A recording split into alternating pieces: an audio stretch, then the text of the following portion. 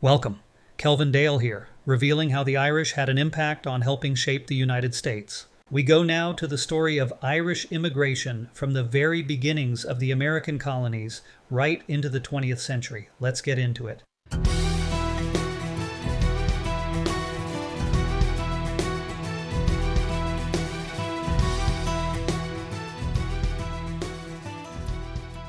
The Irish presence in America started long before Ellis Island. As early as in the 1600s, Irish Protestants and Catholics alike came across the Atlantic. Some came as indentured servants. That meant they had to work for the party who paid the cost of their voyage for as many as 4 to 7 years. Others sought religious freedom from laws back home that limited what faith they could practice. From the very beginning, the Irish were willing to give up the certainty of where they came from for a future that was a complete unknown. By the 1700s, the humanity flood from Ireland continued to grow. Whole families left Ulster in Ireland for the promise of land in Pennsylvania and Virginia. Known as the Scots-Irish, they pushed into the frontier, building farms and homesteads in the Appalachian backcountry. They were tough, independent, and willing to face hardship. Their music, spirit, and determination became part of the American identity. When the American Revolution broke out, Irish hands held muskets, and Irish names signed documents of rebellion. They fought not only for their independence from Britain, but also to prove that freedom could belong to all. The Irish knew what the tyranny of the British Empire was about, and had no problem in taking the opportunity of rejecting it once they had established their new homes in America. In the early 1800s, the push and pull of migration deepened. Harsh conditions back in Ireland in the form of the Great Famine during the 1840s continued to motivate people to change the course of their lives.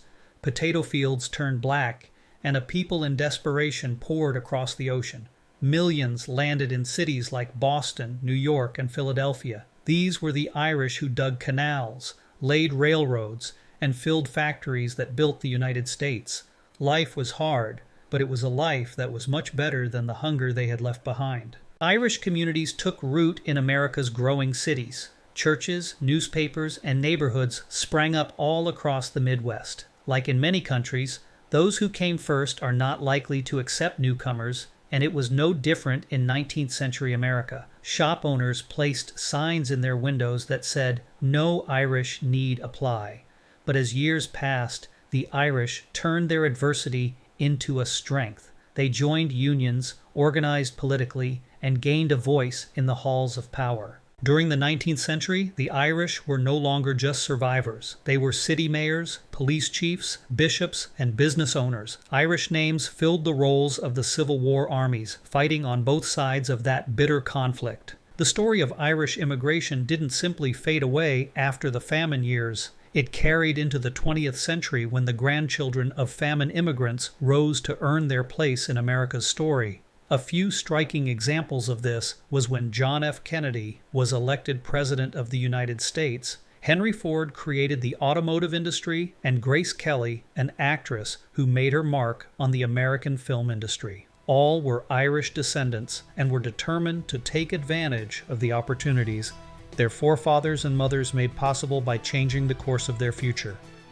Where did this trail of discovery take us? We saw the Irish arrive in the earliest colonies, trek the Appalachian frontiers, fill the ports of the mid-1800s, and rise into 20th century America. Thanks so much for watching. If you are Irish, your roots are from Ireland, or would just like to be among the honorary Irish, you're at the right place. I would very much appreciate it if you would like, subscribe, click on the notification bell, or even leave me a comment. Until next time, keep that Irish twinkle in your eye.